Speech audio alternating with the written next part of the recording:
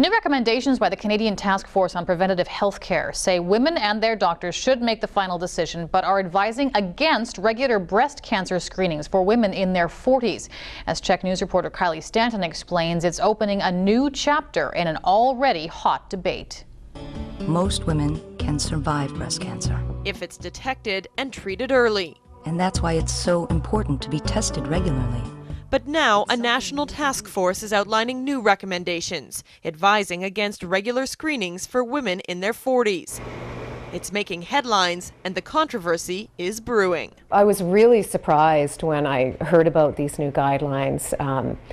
In fact, I'm a bit appalled by them. There's a big uproar, and I think justifiably so, because I think it's been proven that mammography saves lives.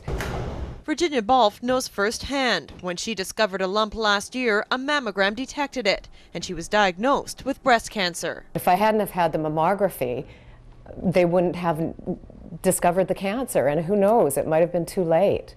The 14-member team behind the recommendations say women who are at average risk of developing breast cancer should wait until the age of 50 before having routine mammograms and refrain from self-exams altogether.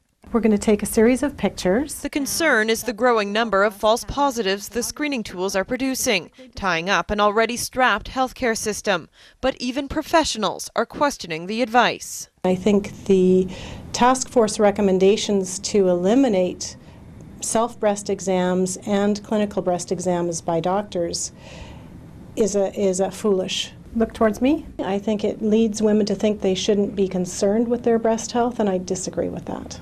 The new recommendations, published in the Canadian Medical Association Journal, are in line with those in the United States set out a few years ago, what could spell the end of screening early and often.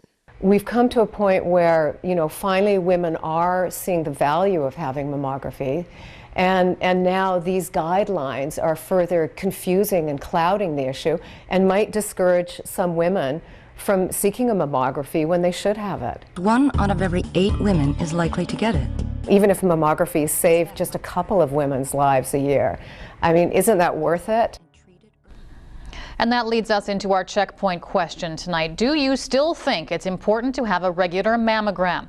That's our web poll question as well. To vote, you can go to our website, checknews.ca. Of course, you can tweet us, check_news, on Facebook, facebook.com/checknews, or email checkpoint@checknews.ca. And there is our web poll question. To vote again, go to our website, checknews.ca.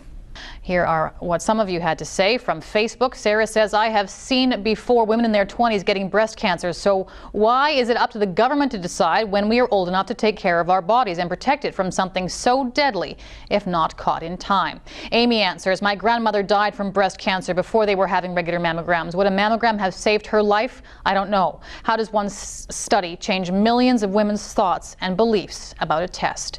And Krista says, a mammogram saved my mom's life. She was 42 when she was diagnosed. I think that says it all. From our web poll, the responses so far, overwhelming. Yes, 87% think yes, we still need to have regular mammograms at 40, and no, 13% of voters said no to that question. And that is tonight's checkpoint.